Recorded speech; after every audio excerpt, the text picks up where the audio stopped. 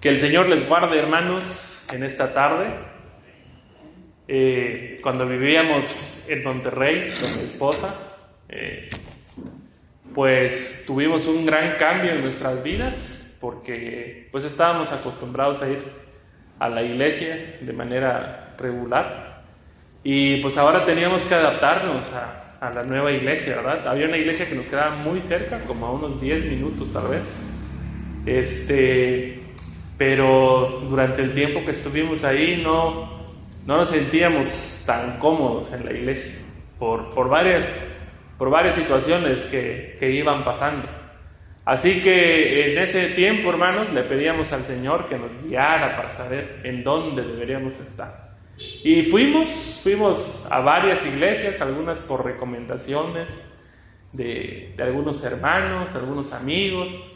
Y hermanos, me di cuenta que es un privilegio pertenecer a una iglesia como la nuestra. Es un privilegio. Nos tocó ir a una iglesia que empezaban bien tarde, ¿verdad? El culto era a las 6 y a las 6:30 estaban llegando los primeros hermanos. En una iglesia también recuerdo muy bien, el pastor ya era una persona de muy avanzada edad. Y un día en la tarde no pudo predicar, y le dijo así a alguien, ¿usted predica? Así, agarró uno pues del público, vamos a decir. Y el hermano pues no venía preparado, entonces pues sí, tuvo ahí unos 20 minutos tal vez, que yo creo que a este pobre hermano se le hizo larguísimo, ¿verdad? Y nos habló de mucho y tal vez de nada, ¿no? Habló de muchas cosas en la Biblia. Hasta que un día el Señor, por su gracia, hermanos, nos llevó a una iglesia donde permanecimos todo ese tiempo que estuvimos allá. Pero tenía una particularidad, nos quedaba como a 25 minutos tal vez de donde vivíamos. Pero hermanos, cuando uno encuentra el lugar al cual pertenecer, las distancias son pocas. ¿Sí? La distancia es poca. Nosotros, hermanos, no estábamos sobrados de dinero. De hecho, esa ciudad es una ciudad cara para vivir, y la gasolina mucho más.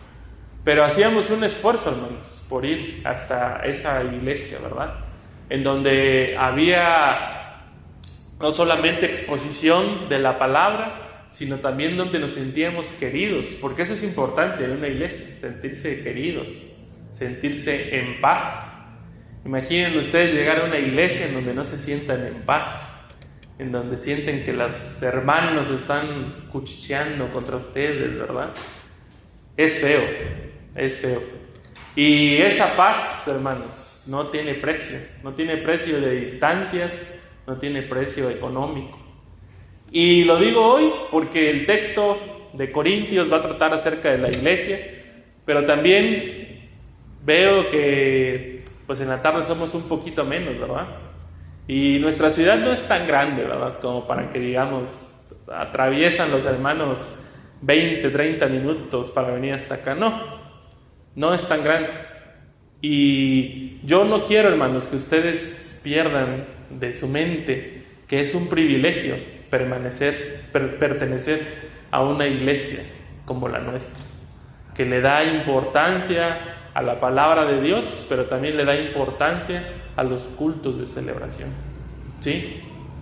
Cuando nosotros comprendemos el Evangelio, hermanos, y comprendemos lo que Dios hace por nosotros, hermanos, nuestra vida cae de rodillas delante de Dios.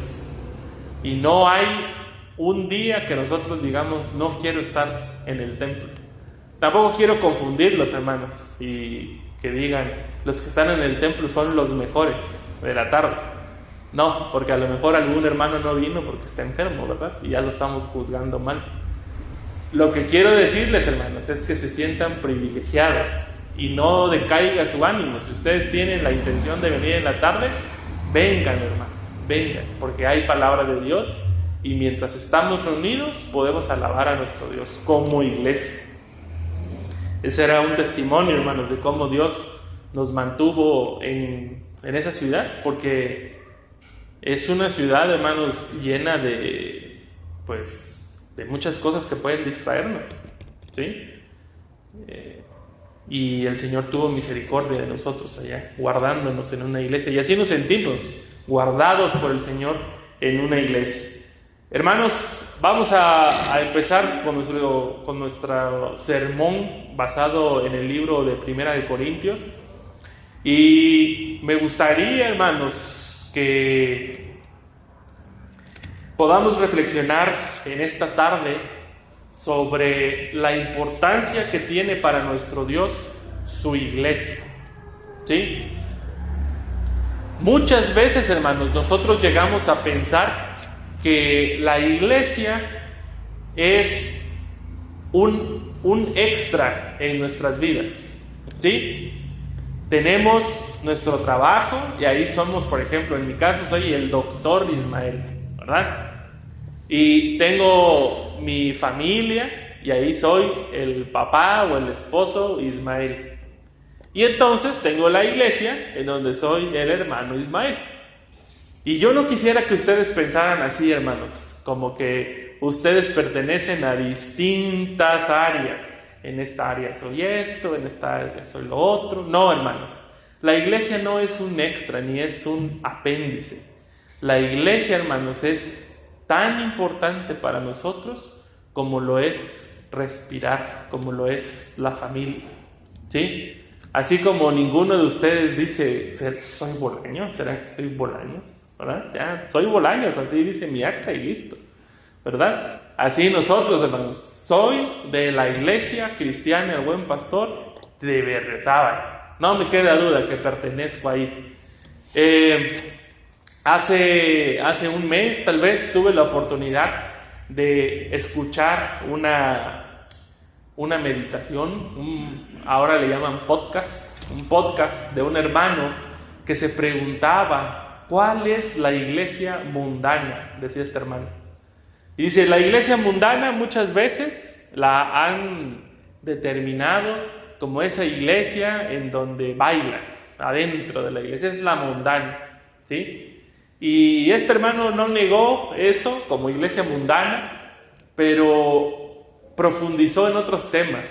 Dice, una iglesia mundana es una iglesia que se comporta con los estándares del mundo. Y los estándares del mundo, hermanos, no solamente son las diversiones ni las pasiones desenfrenadas, también son el abuso, también son la discriminación. En el mundo, hermanos, lo que vale una persona es qué tanto dinero tiene, cómo se apellida, ¿verdad? A qué estrato socioeconómico pertenece, ¿sí? Yo no he visto, hermanos, a nadie en el mundo que diga qué importantes son los intendentes para el mundo, para la sociedad. No, hermanos. Y una iglesia mundana sería una iglesia, hermanos, que piense así, que diga qué importante es el hermano fulano de tal, pero es porque tiene un montón de dinero, hermanos, ¿sí? Y entonces nos cae a todos a billetazos. ¿Qué les parece? Todos lo vemos a él como el mejor porque tiene mucho dinero. O una iglesia mundana también sería aquella que basa sus expectativas de crecimiento por cuánto se diezma. Y algunas iglesias rápido quedarían excluidas, ¿verdad? Porque no se junta mucho. No sé cuánto junta la nuestra, ¿verdad? Pero si no juntamos lo que junta la Catedral de Cristal de Estados Unidos, estamos abajo, ¿verdad? El apóstol Pablo en estos primeros versículos de 1 de Corintios capítulo 1, hermanos, va a empezar a decir que le da gracias a Dios por los hermanos de Corinto. Y dice que le da gracias a Dios por lo que ellos tienen. Dice, ustedes, hermanos, están llenos de riqueza y de conocimiento. Lo que les acabo de decir, riqueza y conocimiento.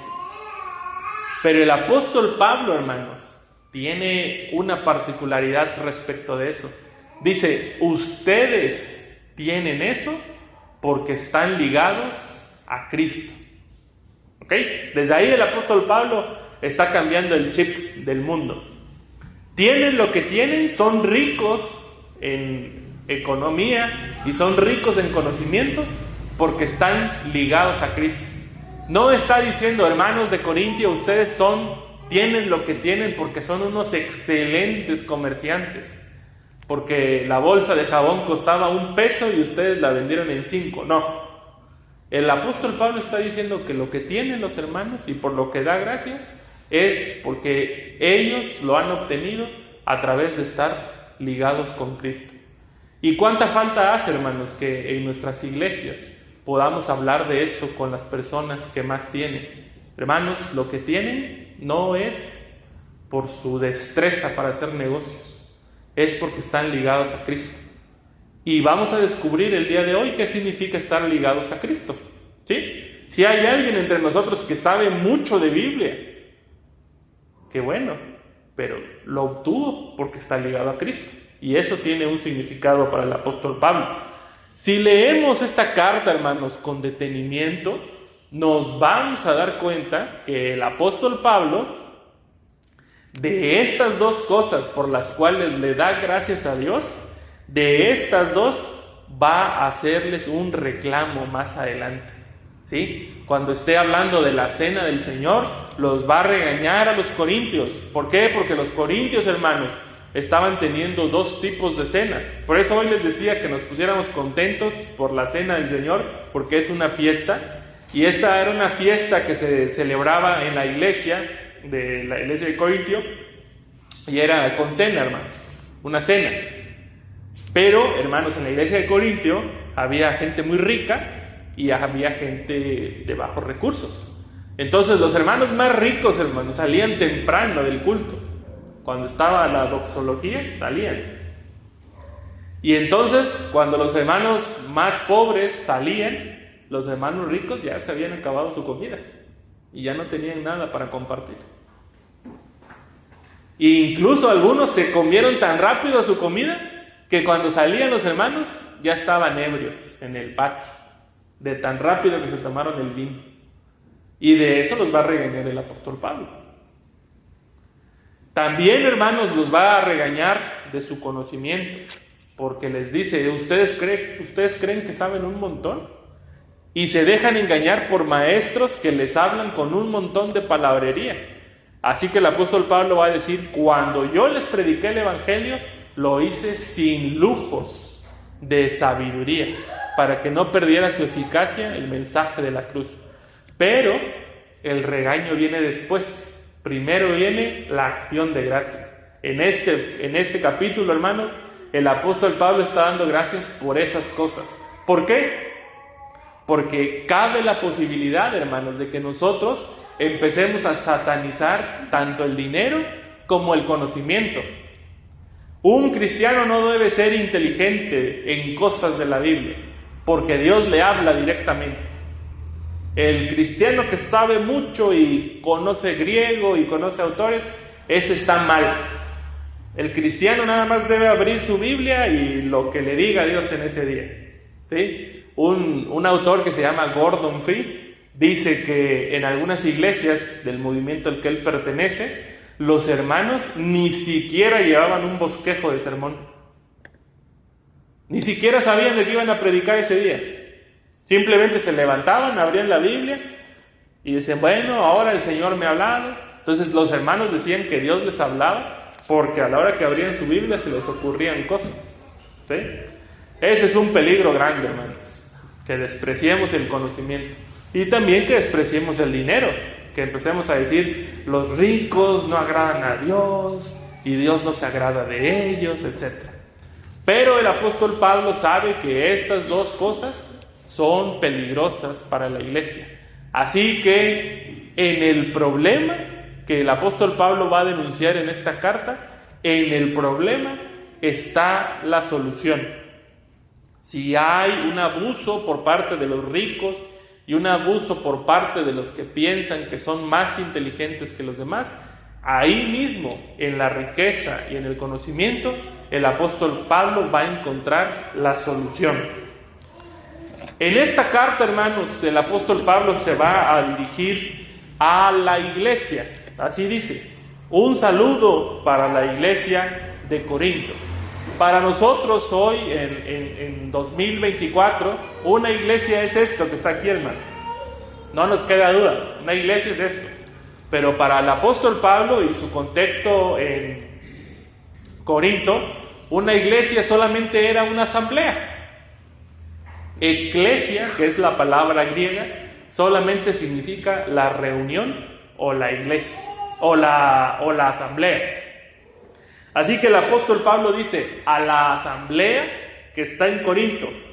Y entonces, hermanos, para darle un toque distintivo a esta asamblea, porque había muchas asambleas, había muchas iglesias, ¿sí? Para darle el toque distintivo nos dice: esta iglesia de Corintio es la iglesia de Dios, son de Dios. Los hermanos de Corinto, la iglesia de Corinto, son de Dios. Él los llamó. 2, están santificados. Así dice: santificados en Cristo Jesús. Y luego lo recalca: llamados a ser pueblo santo.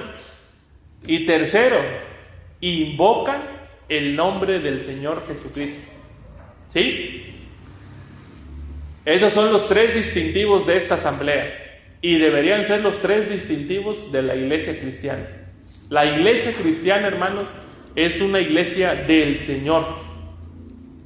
No es la iglesia del pastor, hermanos. Tengo un mes con ustedes y les quiero decir eso. Las iglesias no le pertenecen al pastor, hermanos. En cuanto yo termine de predicar, en unos 20 minutos, hermanos, voy a volver a ponerme en mi lugar. Porque que yo permanezca ahí abajo, hermanos, es una elección mía para ustedes. Que noten, hermanos, que yo pertenezco a la iglesia. ¿Sí? De ahí, de mi lugar, me llama Dios para estar aquí en el tiempo de la predicación. Pero cuando termine, voy a regresar nuevamente a mi lugar, porque yo pertenezco a la iglesia. La iglesia no me pertenece a mí ni a ningún pastor. Le pertenece a Dios. ¿Sí? Nadie puede apoderarse de la iglesia. Ni un pastor, ni un diácono, ni el que tiene más dinero, ni el que es más inteligente, porque la iglesia es de Dios. Y así mismo, hermanos, la iglesia, Dios la ha llamado para que sea santa, hermanos. Para que sea santa. En toda la Biblia, hermanos, desde el Antiguo Testamento, el Señor tiene este deseo. El deseo del Señor es que el pueblo de Él sea un pueblo santo. Y aquí, hermanos, nos vamos a meter en problemas. Bueno, yo me voy a meter en problemas con ustedes, ¿verdad? Porque la santidad, hermanos, durante muchos años y durante mucho tiempo ha parecido que es todo lo que nosotros no hacemos. ¿Sí? Pero déjenme decirles algo basados en la Biblia, hermanos. Cuando Dios se encuentra con Moisés en el desierto, Dios le dice a Moisés: quítate los zapatos, porque la tierra que pisas es tierra santa. Asimismo, hermanos, el arca del pacto era un arca santa. Nadie lo podía tocar porque moría.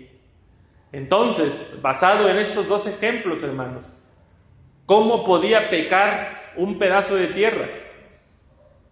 ¿O cómo podía pecar un pedazo de madera? ¿Qué le decimos a la madera? No engañes a tu esposa. ¿Qué le decimos a la tierra? No tomes para que seas santo. No. Entonces la santidad, hermanos, no puede ser lo que no hacemos. La santidad en estos 2 ejemplos que les acabo de poner tiene que ver con su relación con Dios. Porque Dios está en la tierra, en donde está Moisés, es que la tierra es santa. Porque Dios está en el arca del pacto, es que el arca es santa. Si no, hermanos, ahí luego me explican por qué los filisteos se pudieron llevar el arca del pacto al templo de su dios Dagón, cargándola, y no se murieron.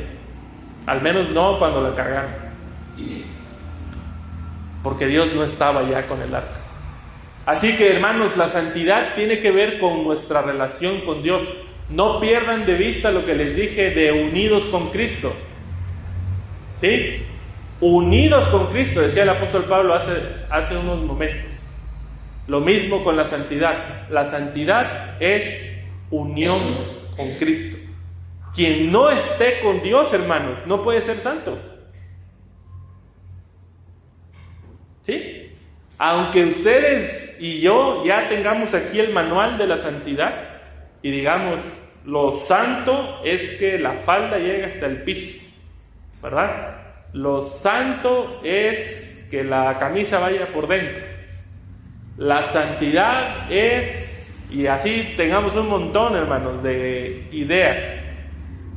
Si nosotros, hermanos, no estamos unidos con Cristo, no hay santidad. Y les voy a decir cómo es que la Biblia nos habla de esto. Cuando el apóstol Pablo se dirige a los corintios, les dice que ya son santificados, ¿ok? Ya son santificados. Y que Dios los ha llamado a ser un santo pueblo. Pero si leemos la carta de Corintios, nos vamos a dar cuenta, hermanos, que había una persona ahí en Corintio que andaba con la esposa de su papá. Y entonces, ¿por qué el apóstol Pablo dijo que estaba hablándole a los santos de Corintio, hermanos? ¿No debió haber sido más específico y decir a los santos de Corintios menos al hermano fulano de tal? ¿Verdad? Así debió haber sido, si ese hermano estaba haciendo lo incorrecto. Pero el apóstol Pablo habla de todos, ¿sí? Y eso nos da a nosotros otra pista, hermanos. La santidad no se vive de manera individual. La santidad se vive de manera colectiva. Quien rompe los lazos con el cuerpo de Cristo está fuera de la santidad. Independientemente de que su vida moralmente sea aceptable, esa persona no está en santidad porque ha roto lazos con el cuerpo de Cristo. Entonces, este hermano al que Pablo tiene que regañar es un hermano que está cortando lazos con la iglesia, porque su vida dentro de la iglesia está haciendo de tropiezo. No podemos llamar entonces santo a un adúltero como este hermano, ni tampoco, hermanos, podríamos llamar santo a un borracho, o a un estafador, o a un idólatra. Pero en el capítulo 6 el apóstol Pablo dice: esto eran ustedes, ¿sí? Para que no les quede duda a los hermanos de Corintio de quién están hablando. Estos eran ustedes, pero ya no lo son más, porque han sido lavados y justificados por Cristo. Entonces, hermanos, la santidad de la que el apóstol Pablo está hablando no es una santidad de dejar de hacer cosas, ¿sí? El apóstol Pablo en este capítulo, en el capítulo 6, no le dice a los corintios: en cuanto ustedes dejen de hacer todo esto, ¿sí?, van a proceder a ser santos. Dice que inmediatamente, en cuanto Cristo los lavó, quedaron justificados. No hubo una especie de penitencia, ¿sí? Dice una hermana que escribe un libro sobre la carta de Corintios, se llama Irene Forbes, dice: la iglesia está llamada a encarnar el mismo modelo de santidad que Jesús practicó. Este modelo no tenía nada que ver con legalismos ni actitudes excluyentes. Su ética estaba apartada de la conducta de los dueños de la moral y de la religión. Otra vez, el modelo de santidad que la iglesia debe practicar es el de Cristo. Y el modelo de Cristo, hermanos, nada tenía que ver con legalismos ni actitudes excluyentes. Él estaba en contra de la gente que se había hecho dueña de la moral y de la religión. Para muestra, hermanos, lo que practicamos en la mañana. Si Jesús hubiera sido igual que los que creían saber cómo era la santidad, Jesús no se hubiese acercado al leproso, hermanos. Mucho menos se hubiera sentido conmovido por el leproso. Es más, Jesús hubiera hecho que sus discípulos le echaran piedras a ese leproso para que se fuera y no lo contaminara de ser maestro. Si Jesús hubiese practicado el mismo modelo de santidad que la gente de su tiempo, de los que se creían que tenían la razón, seguramente, hermanos, hubiese agarrado él la piedra y empezado a lapidar a aquella mujer. Jesús jamás hubiese entrado a la casa de Zaqueo, jamás hubiera llamado a Leví o a Mateo a ser su discípulo. Pero lo hizo, hermanos. Y porque lo hizo, es que sabemos que Jesús es cercano a nosotros. Porque Jesús se acerca a las personas que la sociedad dice que no, es que nosotros sabemos que Jesús nos ama tal y como somos. Si no, hermanos, muchos de nosotros no tendríamos derecho de estar en este templo por lo que hemos sido. Así que el apóstol Pablo le tiene que recordar a los corintios que eso eran ellos antes, todo lo malo del mundo. Pero Jesús fijó sus ojos en ellos, porque la iglesia, ¿de quién era? Dijimos, es de Dios. Y Él concede la santidad a la iglesia. La iglesia, hermanos,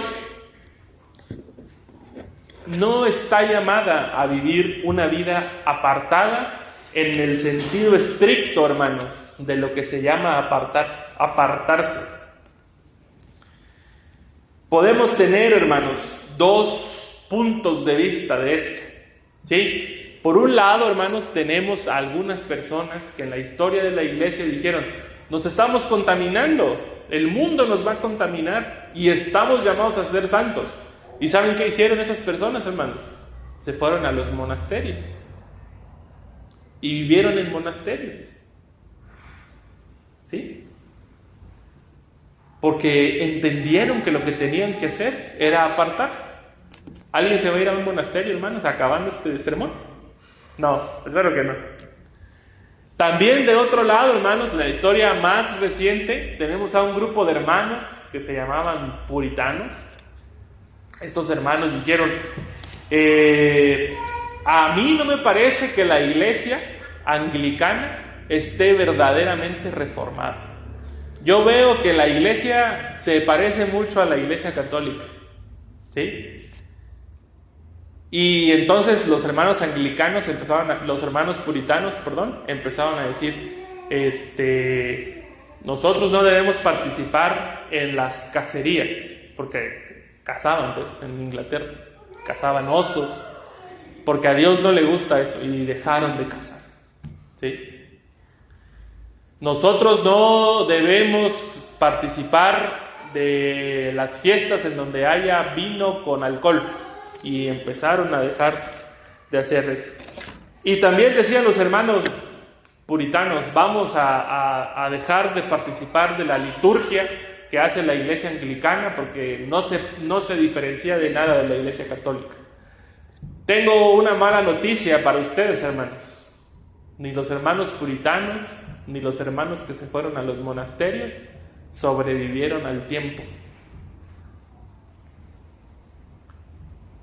No lo hicieron, hermanos, porque el llamado de Dios no es apartarse de esa manera. Claro está, hermanos, que nuestras vidas deben reflejar a Dios. Y claro está, no me queda ni la menor duda, de que una persona que tiene excesos, una persona que tiene problemas para controlar sus impulsos, todavía no puede llamarse perfecto o santo. Eso me queda claro. Pero que yo le diga a los hermanos de esta tarde: hermanos, para ser santos tienen que dejar de hacer toda esta lista, de seguro, hermanos, alguno lo va a lograr. Lo va a lograr porque tienen fuerza de voluntad. Pero eso no los va a convertir en santos si no hacen lo que viene a continuación. ¿Sí? Ni los hermanos puritanos, ni los hermanos de los claustros o de los monasterios impactaron en la vida de su sociedad. No lo hicieron. Se perdieron en el tiempo. Por otro lado, hermanos, tenemos a algunos hermanos que sí lo hicieron. El movimiento pentecostal o carismático que vino a México, hermanos, cambió la vida de muchas personas. Y no es que esté diciéndoles, hermanos, que nos vamos a volver del movimiento pentecostal. Solamente que estas personas, estos hermanos, comprendieron que el cristianismo es acción y la santidad está en acción. Wesley y los metodistas, hermanos, también se dieron cuenta que la iglesia anglicana estaba cayendo en decadencia. Un día Wesley, hermanos, que es un pilar de la iglesia metodista, se dio cuenta que la gente no iba a las iglesias. Entonces hizo una carpa en el parque o en una plaza. Y en esa carpa empezó a invitar a un montón de gente, hermanos. Y se llenó. Y predicaba a multitudes, hermanos. Un día le llamaron la atención de la parroquia y le dijeron: tú no puedes predicar fuera de la parroquia. Si quieres predicar, otra vez, hermanos, alguien queriendo controlar a Dios. Si quieres controlar, tiene que ser adentro de la iglesia y que la gente llegue a la iglesia. Así que Wesley, hermanos, nos dio una de las frases más famosas: mi parroquia es el mundo, dijo él. Y siguió predicando, hermanos. ¿Sabían ustedes que el único país que no se vio asediado por los estragos de la reforma, de la Revolución Francesa, fue Inglaterra? La Revolución Francesa, hermanos, que es la liberación de los trabajadores de la clase obrera, dejó una estela de sangre en Europa, hermanos. Destruyó países. El único país que no se vio afectado por esto fue Inglaterra. Y alguien podría decir: porque sus políticos eran los mejores. No, hermanos, es porque hubo un cambio en la sociedad, porque alguien decidió apartarse de lo que decían las normas de su época. Alguien dijo: no tenemos por qué predicar solamente en la parroquia, si la gente afuera es la necesitada. Y por eso, hermanos, porque muchas personas empezaron a convertirse al movimiento metodista, es que se lograron llegar a acuerdos. De ahí viene, hermanos, lo que nosotros conocemos como la semana inglesa de trabajo. Trabajar de lunes a viernes. Porque antes las personas trabajaban de lunes a domingo. Y algunos cristianos, los primeros metodistas, influyeron en el Senado y en la Cámara de los Representantes para que el gobierno fuera más justo y les diera a los trabajadores una semana justa. Qué bueno sería, hermanos, que los hermanos de la iglesia de hoy pudieran influir en ese tipo de decisiones, en traer justicia al mundo, hermanos. Por último, hermanos, quiero que veamos la parte final de este primer capítulo, de esta primera porción. El apóstol Pablo habla de que Jesucristo nos mantendrá irreprochables hasta el día de su segunda venida. Nuevamente tengo una cita para ustedes y dice: el escenario religioso de los últimos días, de lo que venga, a menudo se convierte en un escape de la realidad y fomenta una actitud pasiva ante las actitudes agobiantes del pecado y la injusticia. Algunas iglesias, hermanos, y espero que no sea la nuestra, dicen: ahorita estamos sufriendo, pero el Señor, cuando venga, restaurará todas las cosas. Aguanten, es a lo que mandan, aguanten. Pero de acuerdo a esta cita, hermanos, esta actitud es una actitud pasiva. Y los cristianos, hermanos, no podemos convertirnos en personas pasivas. Los cristianos estamos llamados a ser personas activas dentro de nuestra sociedad. Tengo una propuesta diferente, hermanos. Lo que Pablo está queriendo decir en esto, al decirnos que Jesucristo nos mantendrá irreprochables hasta su segunda venida, es que Jesús, hermanos, nos capacita como pueblo de Dios, nos capacita con amor para que nosotros podamos cambiar, impactar en donde nos estamos moviendo. ¿Por qué, hermanos? Porque tenemos una esperanza segura. Y la esperanza segura es que Cristo vendrá. Y si viene, va a restaurar todas las cosas, hermanos. Por eso, porque creemos que Cristo volverá, hermanos, es que la iglesia tiene que armarse de valor. Porque creemos que Cristo volverá, hermanos, es que la iglesia debe tomar una actitud activa ante los problemas de injusticia, ante los problemas del pecado. El apóstol Pablo, hermanos, va a hacer énfasis durante toda la carta de Corintios que la santidad y el amor están relacionados. Cuando habla en el capítulo 13 de el amor, que creo que es una de las citas más conocidas, si yo hablase lenguas humanas y angélicas y no tengo amor, el apóstol Pablo está diciendo, el amor es el don supremo, es el don que Dios le ha concedido a su iglesia, y a través del amor es que su iglesia puede ser santificada. Yo no quiero engañar a mi esposa, ¿cómo le hago? Los hermanos de los claustros dirían, no vea a ninguna mujer, vea al piso, ¿verdad? Los hermanos puritanos nos dirían, domínese. Cada que vea a una mujer, dese un pellizco para que sienta dolor. Pero lo que nos dice Jesús es, ama a tu esposa como a ti mismo. Y vas a ver que no le vas a ser infiel. ¿Sí? El amor, hermanos, es lo único que nos puede llevar a santificación. No es nuestro propio esfuerzo, hermanos. No es nuestro propio esfuerzo, ni las cosas que dejamos de hacer, es el amor. ¿Quieren dejar de ser borrachos? Como decía aquí el apóstol Pablo.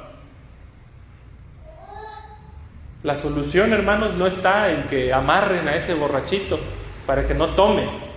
O como dicen algunos, quítenle su dinero para que no pueda comprar. Va a pedir fiado, hermanos.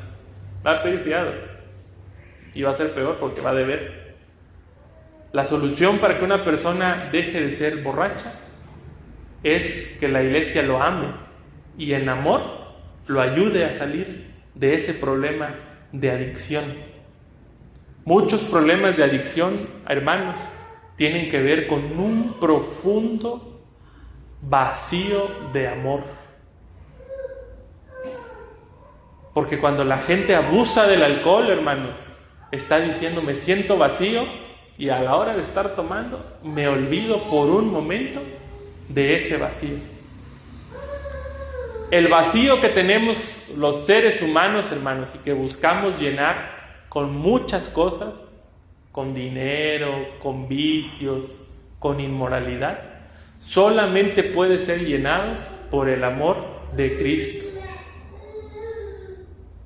Y eso es lo que tiene que predicar la iglesia. Y eso es lo que la iglesia tiene que buscar que nazca en el corazón de los que se juntan a adorar, el amor. No el amor de cartitas, hermanos, porque ustedes saben, y yo lo sé, que ese amor se acaba.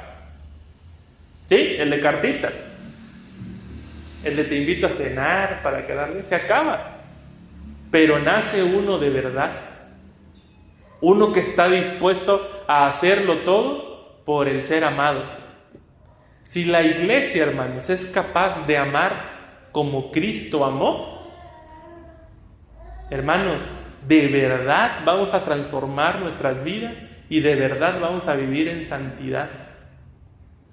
De verdad vamos a notar que nosotros somos santos. Ni nos va a costar, hermanos, adaptarnos a los mandamientos de Dios. No matarás, dice un mandamiento, pero Jesús lo compuso. No solo no matarás, no vas a insultar, porque el que insulta es reo de juicio. ¿Y cuántos de nosotros, hermanos, tenemos bien afilada la lengua, hermanos? Hace algunos meses, hermanos, estaba conduciendo en Tuxtla y di una vuelta así en una rotonda y no sé realmente qué pasó, pero un carro me pitó y donde veo así el retrovisor, yo nada más veía su mano y su boca. Así dije, me ha de estar mandando saludos, dije yo. Y me persiguió toda esa calle, hermanos. O sea, me persiguió atrás de mí queriendo meterse, pues no había dónde meterse. Llegamos a un punto donde ya se iba otra vez a desviar la calle y ahí aprovechó para pasarse y cerrarse y seguirse hacia adelante. Mi impulso, hermanos, fue decirle lo mismo. No sé qué me dijo, ¿verdad? Pero por si las dudas, dije, le voy a decir también. Pero en una fracción de segundos, hermanos, fracción de segundos, cambié lo que iba a decir y le di paso y nada más, no le dije nada. ¿Cuántos de nosotros, hermanos, hemos matado? Ninguno. Pero ¿cuántos de nosotros hablamos ásperamente a las personas que nos rodean, incluso con insultos? Somos culpables de juicio, hermanos. Somos culpables de asesinato. Y sí hemos pecado. Aunque ustedes no tomen, no fumen, no vayan a fiestas, no bailen, si hablan ásperamente a la gente que los rodea, son culpables de juicio, hermanos. Culpables, pecadores. Por eso la santidad, hermanos, no se trata de que nosotros cumplamos todas las exigencias de Dios y estemos preocupados de ver cuál nos hace falta. Debemos estar preocupados porque el amor de Cristo nazca en nosotros, hermanos. Esa es nuestra única preocupación. Cuando tengamos el amor de Cristo naciendo en nosotros de manera imperfecta, se va a ir perfeccionando, como dice el apóstol Pablo, hasta el día de Jesucristo. No vamos a alcanzar el amor perfecto tal vez, pero se va a ir perfeccionando hasta el día de Jesucristo. Una persona esta semana me buscaba y me decía que quería consulta y dice esta persona, bueno, le preguntaba yo qué pensaba, que la tenía triste o que la tenía mal. Y ya me contó problemas y problemas y problemas. Y yo pensaba, no, pues pastillas no hay para los problemas. Pero me dijo algo, me dice, estábamos comiendo con mi esposo yo pensé que tenía mucho, estábamos comiendo con mi esposo. Y de repente mi esposo detuvo su comida y le dijo, tú no has aportado nada a mi vida. Ya tienen 3 hijos. Tú no has aportado nada a mi vida. Sigo estancado en el mismo lugar que cuando te conocí, le dijo. Hermanos, una persona sin amor puede ser igual de violenta que un criminal. Nos asusta ver esos videos donde los criminales están haciendo destrozos y cercenando cuerpos, pero nosotros cercenamos almas con nuestras palabras. Esta pobre mujer, hermanos, está cercenada de su alma porque su esposo, sin amor, de la nada le soltó una daga y no se va a reponer de eso, hermanos, hasta que alguien le diga que es amada. Tengamos cuidado, hermanos, tengamos cuidado de estar viviendo de las apariencias. Tengamos cuidado, hermanos, de estar viviendo un cristianismo de poses, de hipocresía, de disfraces. Decía una persona que saliendo de la iglesia, un borrachito empezó a molestar a su familia. Y entonces le dijo a su esposa: agárrame esta camisa que es la que usé en la iglesia. Así pensamos a veces. Me voy a quitar ahorita mi disfraz de cristiano para que vean cómo somos los bolaños. No nos dejamos de nadie. Pero ya no tenemos un disfraz de bolaños, hermanos, ni de sarmientos, ¿verdad? Ni de sarmientos, ni de... ¿Qué más hay aquí? Sarmientos y bolaños. Ya no tenemos ese disfraz, hermanos. Estamos revestidos del nuevo hombre que es Cristo Jesús. Entonces nuestras vidas, hermanos, tienen que reflejar a Cristo Jesús. Seamos una iglesia santificada, hermanos, pero santificada porque estamos llenos de amor para las personas, porque nos interesamos verdaderamente por las personas, porque genuinamente estamos interesados por las personas y por su vida. Hoy platicaba con Dani, el hermano Dani, y me acordé hoy que él tiene una hermana que yo conocí, su hermana de sangre. Y yo digo, ¿por qué no hemos sido más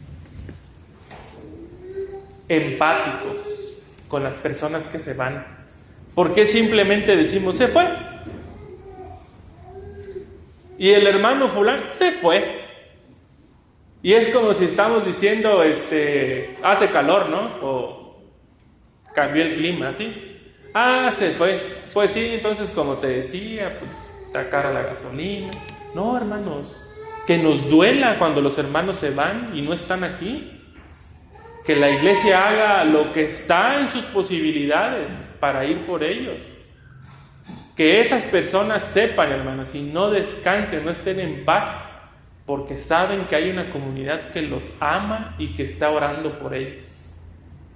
A través del vínculo del amor podemos hacer más cosas, hermanos, que yéndoles a decir a las personas, tienes que dejar de tomar, porque Dios no te quiere así borrachito. Hermanos, no lo va a dejar de hacer, aunque se lo diga una psicóloga experta en alcoholismo, no lo va a dejar de hacer. Pero sí lo puede dejar de hacer si uno de nosotros llega y le dice, ¿qué tienes? Dios te ama, vuelve.